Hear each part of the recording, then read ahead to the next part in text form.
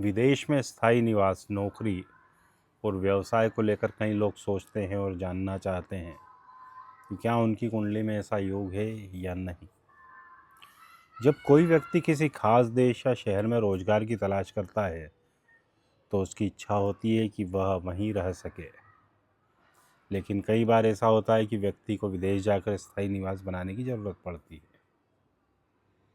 इसके लिए ज्योतिष में कुछ संकेत होते हैं, खासकर जन्म कुंडली के भाव जैसे चौथा, 10वां, 9वां, 8वां और 12वां भाव। जब कोई जातक अच्छी शिक्षा हासिल करता है और नौकरी की खोज करता है तो कुछ लोग अपने देश में सफल होते हैं, जबकि कुछ को विदेश में जाकर सफलता हासिल होती है। नौकरी या व्यवसाय के लिए विदेश जाने का योग तब बनता है जब जन्म कुंडली में 10वें भाव का संबंध 12वें या 8वें भाव से शुभ स्थिति में होता है।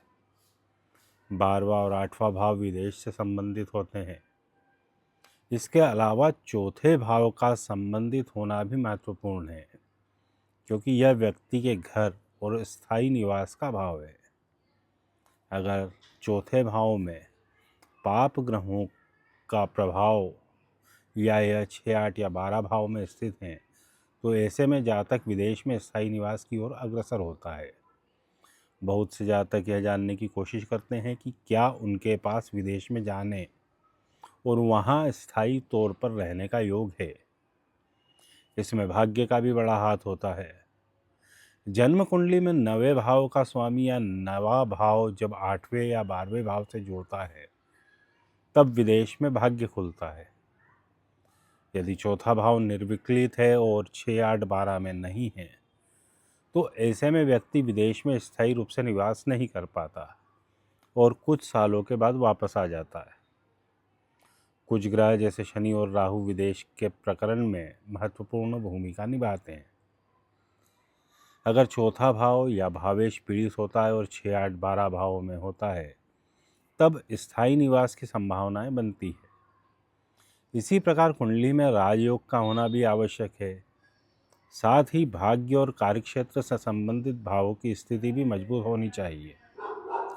यदि इन भावों के स्वामी कमजोर या अस्त हैं तो विदेश में नौकरी या स्थायी निवास प्राप्त करना काफ़ी मुश्किल हो जाता है।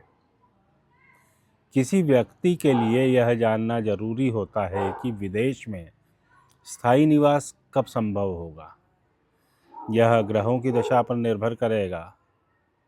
साथ ही जानकारी यह भी होती है कि इन भावों के स्वामी नवांश कुंडली में कितने मजबूत हैं।